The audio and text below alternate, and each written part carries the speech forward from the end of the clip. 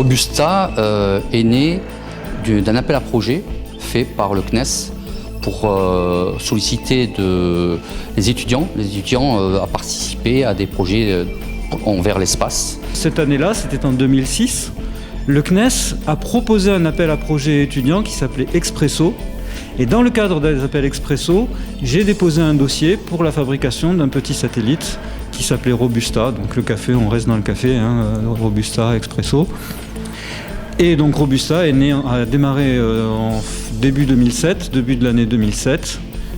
Et le gros problème, c'est que nous n'y connaissions pas grand-chose en satellite à cette époque-là, et il a fallu tout apprendre. Donc Robusta, c'est un projet, c'est un petit satellite qui va mesurer la dégradation des composants, de certains composants classiques, des transistors, dans des composants classiques utilisés en électronique analogique. Et le but va être de comparer ces tests, ces radiations, ces mesures de radiation qui sont appliquées sur les composants aux mêmes tests qui sont faits sur Terre. Il y a deux choses importantes à voir dans le projet Robusta. Il y a l'aspect technique et il y a l'aspect humain. Concernant l'aspect technique, il suffit de prendre le CubeSat, de regarder ce qu'il y a à l'intérieur et on arrive à voir tout de suite les compétences dont on a besoin. Donc l'idée a été de décomposer le satellite en sous-systèmes, une carte expérience, une carte radiocommunication, une carte puissance, etc., un ordinateur de bord, des générateurs solaires et ensuite toutes ces cartes, on les a confiées à fabrication à des parties différentes de l'université qu'on appelle des composantes. Et nous, ici à l'IUT de Nîmes, il y a eu toute la partie génération de l'énergie, donc les cellules solaires, les générateurs solaires, et la carte puissance qui va distribuer les différents niveaux de tension et la puissance à tous les autres sous-systèmes. Donc voilà, ici c'est le modèle de présentation de Robusta, donc où on peut voir donc les différentes faces qui correspondent à des panneaux solaires qui permettent de charger la batterie. On voit les systèmes d'enroulement des antennes, les quatre coins, puisque quand il est embarqué à bord de la fusée, elles sont enroulées sur elles-mêmes, des antennes d'émission et antennes de réception. À l'intérieur du satellite, donc ici on peut voir une certaine partie, donc on peut voir ici deux cartes qui correspondent à la carte radiocommunication du satellite. À côté, on a la carte puissance qui va permettre d'alimenter les différents systèmes du satellite. Ce qu'on ne voit pas, c'est qu'il y a aussi une carte contrôleur, donc qui est en fait l'intelligence du satellite, et une carte expérience qui, elle, va faire les mesures expérimentales qu'on va retransmettre ensuite à la station Sol de Montpellier. Ce poster représente les antennes de la station Sol de Robusta.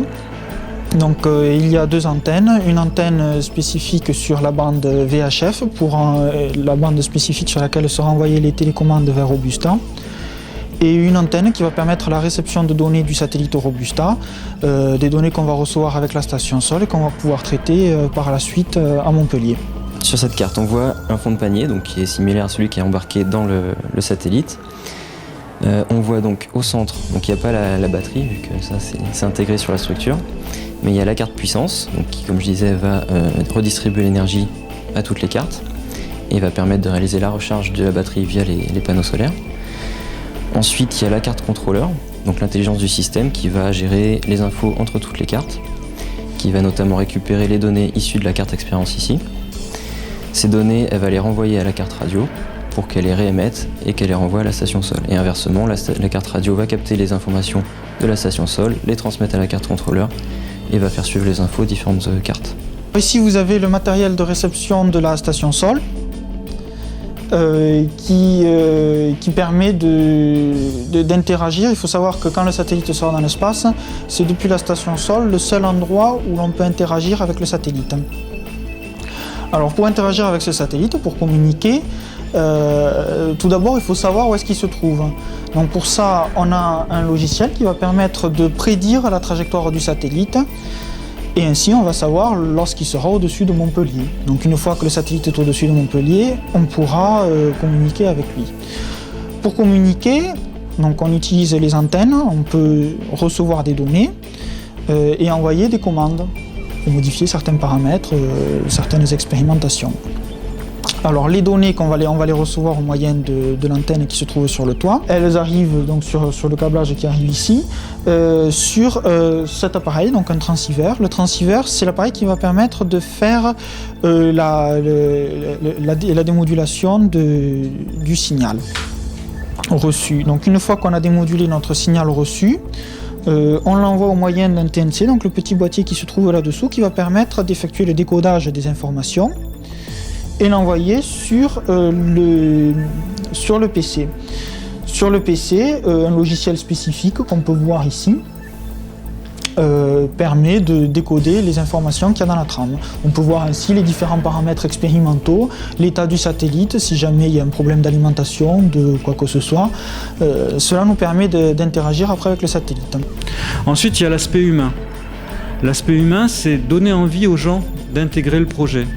Et pour ça, il faut les faire rêver. Il n'y a pas d'autre solution. Et l'espace est un très bon vecteur. Et c'est vrai autant pour les enseignants que pour les étudiants. Si vous avez envie, si vous imaginez que ce petit bloc de 10 cm d'arête va tourner en rond autour de la Terre et nous envoyer des signaux, je pense que le rêve, il est là. Et à partir du moment où on a le rêve, eh bien le projet, il va marcher tout seul. Je résume d'abord ça à une énorme aventure humaine, parce que ça nous a appris à connaître des gens, à travailler en équipe, énormément d'échanges avec des gens très intéressants. Beaucoup de choses apprises, même au niveau technique, on a vraiment pu mettre en application ce qu'on a pu apprendre pendant les enseignements. Et c'est vraiment un projet concret qui arrive aujourd'hui à la fin et qu'on a réussi à mener à son terme à bien. Le projet Robusta permet de découvrir en fait, le domaine spatial. C'est un domaine dans lequel j'avais toujours rêvé de travailler. Et voilà, il permet de réaliser nos rêves. Donc si vous aimez le domaine spatial, foncez, c'est magnifique.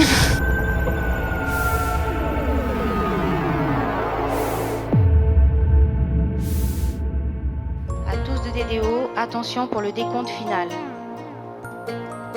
10, 9, 8, 7, 6, 5, 4, 3, 2, 1, top. Allumage premier étage, décollage.